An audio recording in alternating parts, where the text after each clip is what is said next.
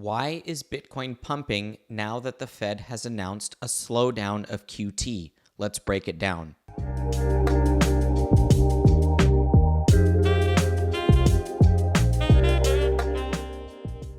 Welcome back to the Bitcoin Layer. I'm Nick Bhatia. Last week we explained what the Fed did. It slowed its QT program. But does that mean money printing is starting right now? Not necessarily.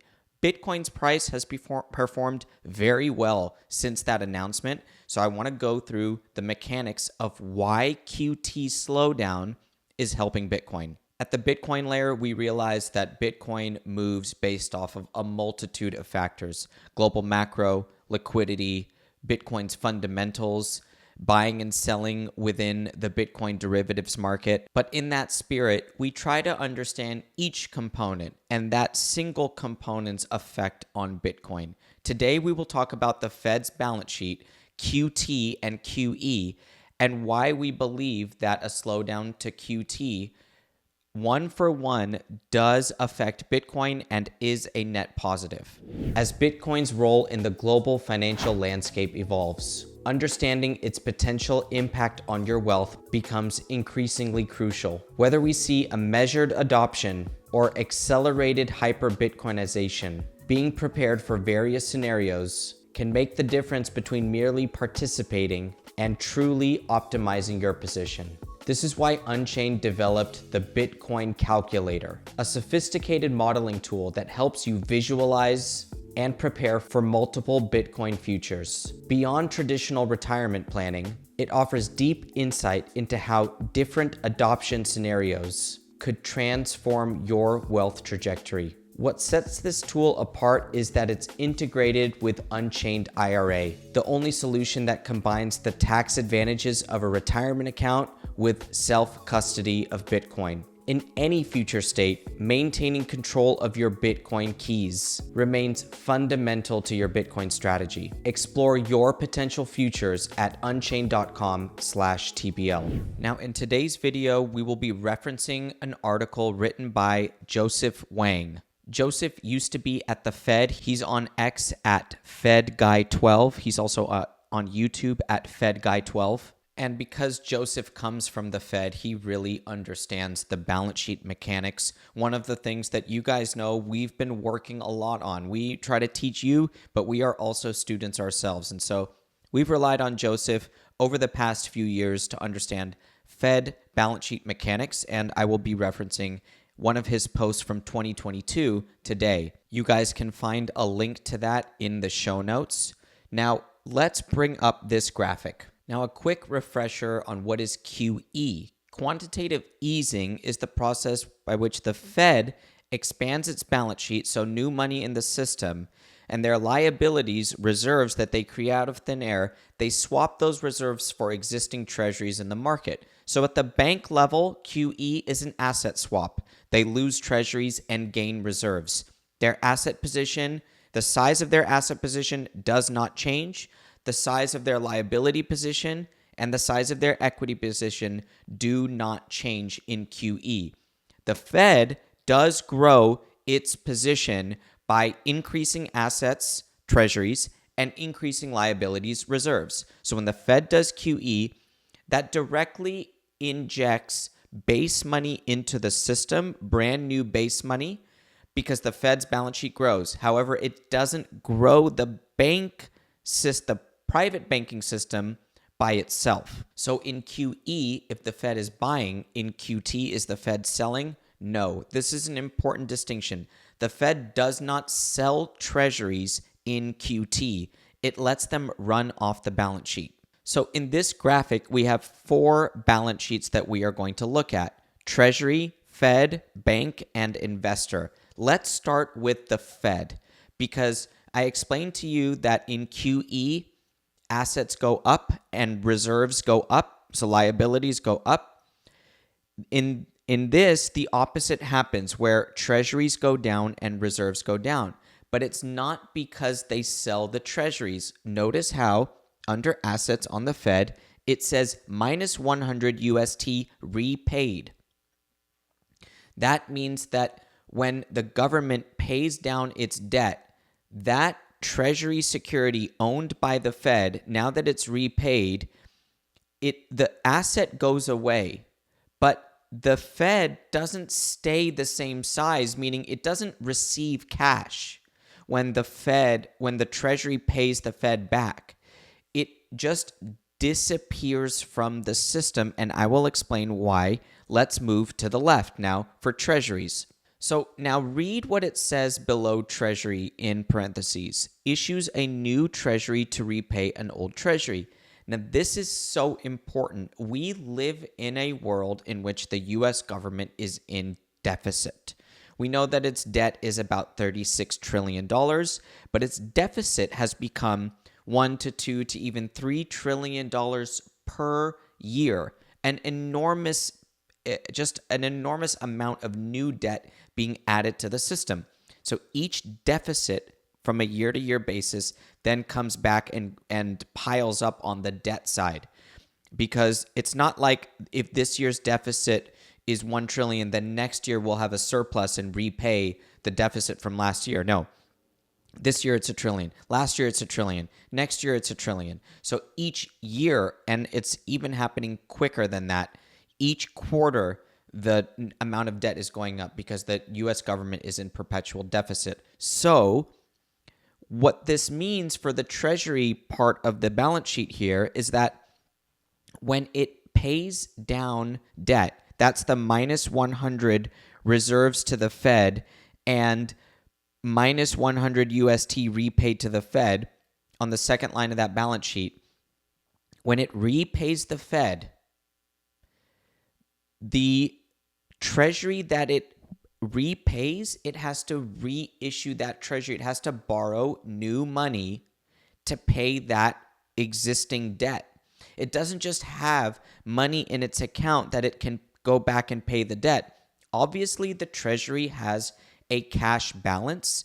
That asset that you see there on the Fed's balance sheet, those reserves, that's called the TGA, the Treasury General Account. So yes, the Treasury has a checking account. Yes, that money is at the Fed and has a few $100 billion at any time. But when we think about hundreds of billions of Treasury bills and Treasury securities rolling every month, the Treasury has to borrow in the bond market to pay all of that existing debt.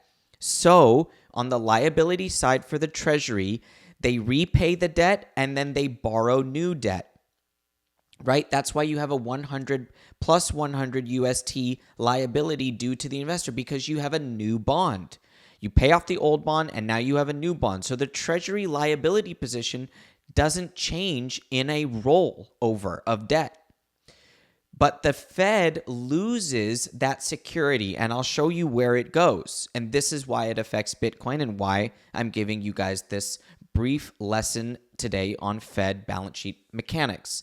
Now, on the asset side of the Treasury, minus 100 reserves to the Fed, right? Because look at the Fed's balance sheet. The Fed, when it gets repaid that Treasury, it loses 100 reserves from the system. That's how the Fed shrinks its balance sheet.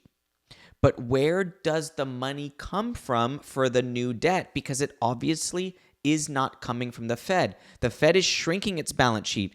That means the balance sheet of the private sector has to either grow or accommodate. And we are going to show you the accommodation, because we've talked about how the Fed and the Treasury and the banking system team up together. Sorry, I shouldn't say the Fed. The Treasury and the banking system team up together so that the banks can buy bills and expand the balance sheet, basically monetizing the debt without the Treasury. In this example, we are not thinking about the banking system expanding to accommodate new Treasury issuance. Actually, the banking system in this example is going to stay the same size. So where does the money come from? Now move down to the bank. It says settles payment to the Treasury on behalf of the investor. Okay, so let's go to the investor. We'll come back to the bank. Go to the investor. The investor is the one who buys Treasury securities with deposits. So where does the money come from for the new debt for that the Treasury is issuing, that the Fed is not rolling over, that the Fed is not going to buy? It comes from the private investor. So that's why you see assets minus 100 deposits and plus 100 treasuries. So the investor has to accommodate for this change in Fed action, meaning the investor is the one who has to buy the treasury. And so what does the investor do to buy the treasury? They have to sell something else. In this case, it's just a deposit. So it was cash waiting to be invested, but that means that cash, that 100 deposit that you see minus 100, that is money that is no longer available for Bitcoin, for stocks, for anything else, corporate bonds, or even consumption in the economy. Deposits can be used. You have deposits at home. You can use those deposits to buy a security. You send it to your brokerage account, you buy a security. You can go and you can withdraw that deposit and turn it into hard currency, US paper money, and you can go spend that in the economy. You can also take that deposit and wire it to an exchange and go buy Bitcoin with it.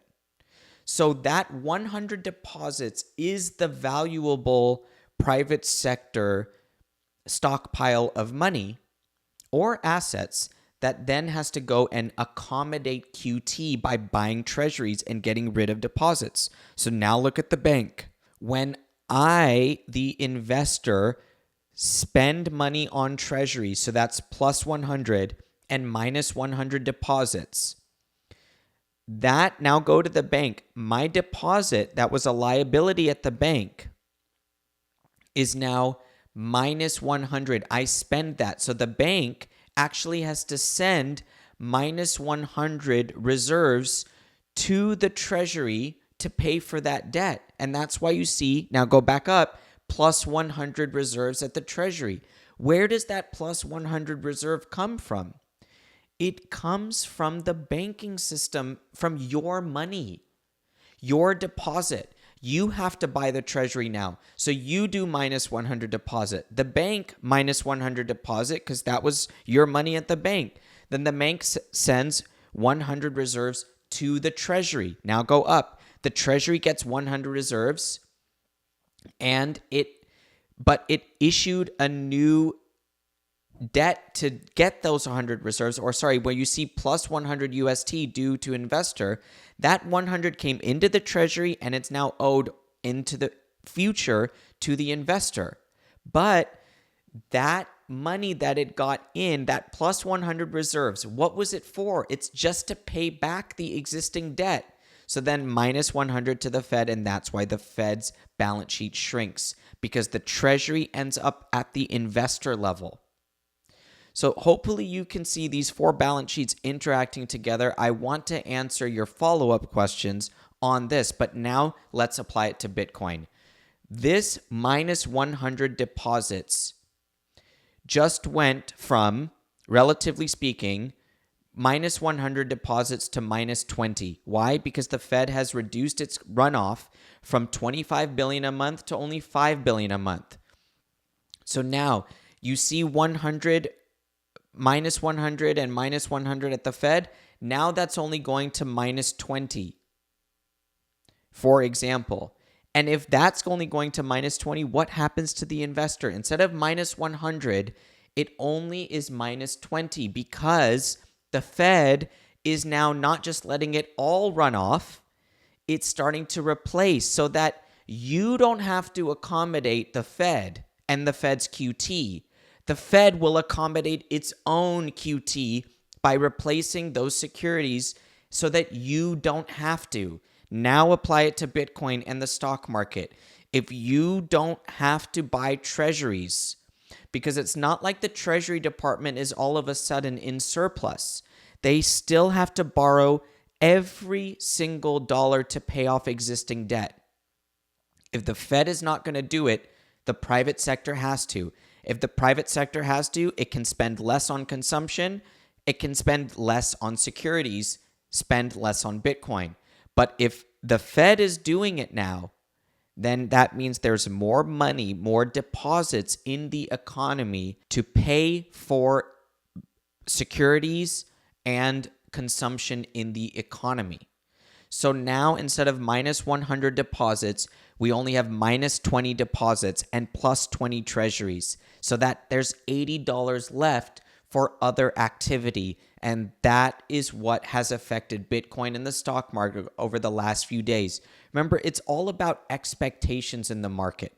It's not that $80 all of a sudden went and bought Bitcoin over the weekend, but it's the expectation that if there's more money in the system, there's more to purchase, there's more available to buy stocks, to buy Bitcoin, to consume. And so that is why the QT announcement has materially affected markets over the last few days. Remember, this is only one component of global macro and Bitcoin's fundamentals. It doesn't mean that Bitcoin is now clear for a bull market because everything else doesn't matter. No, this is just one positive factor for Bitcoin that we wanted to point out and explain to you guys today. If you want more of a quantitative analysis and to go deeper into these questions and even request custom episodes from us, consider becoming a TBL Pro today at thebitcoinlayer.com/subscribe. We'll catch you guys next time.